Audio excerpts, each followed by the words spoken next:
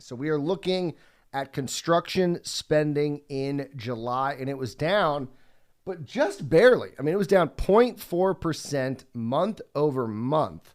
So not a big drop. And that was way down. From June, we saw a 1.1% drop. However, this was the second month in a row that we saw a decline in construction spending. But here is the good news.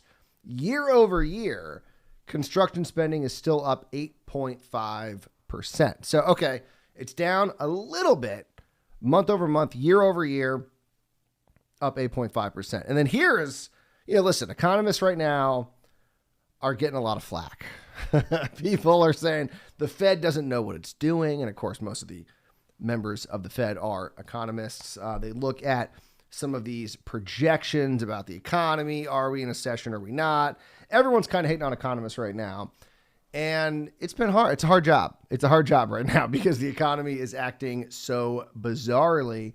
But this month, with this data, they hit the nail on the head. They said that construction spending was going to fall 0.4%, and it fell 0.4%. So there you go. Economists usually they're either too high, perfect. Hit the nail right on the head. 0.4% drop, 0.4% drop. But let's face it, when we're talking about construction spending, especially this podcast, because we're usually talking about residential real estate, residential construction saw a bigger drop. They were actually down overall 1.5%. But once again, silver lining, year over year up 14.1%, not just 0.1%, 14.1%.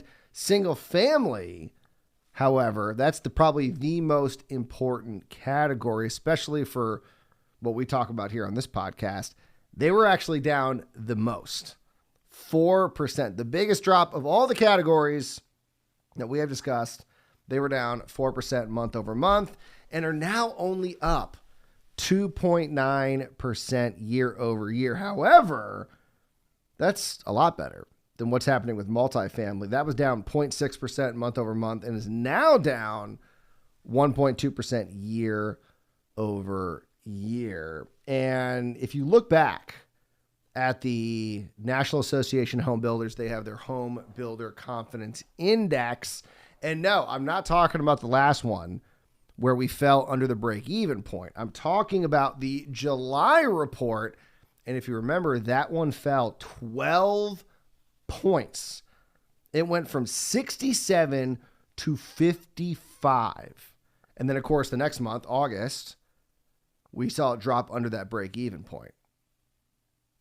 But in July, it fell 12 points. So if you look back at where builder confidence was, not surprising that we saw that 0.4% drop and the bigger single-family home drop of 4%. And here we are looking forward. So the next report is going to be August. And, well, as I mentioned, the Builder Confidence Index fell under the break-even point in August. We had Robert Dietz, the chief economist of the National Association of Home Builders, saying that we are in a housing recession. We have rates rising. I just can't imagine that the August report's going to be very good. I don't know what it's going to be. I'm not an economist, so I'm not going to pretend to be one here on this podcast, but I don't think it's going to be that good. That's all I'm saying. Unless something crazy happens.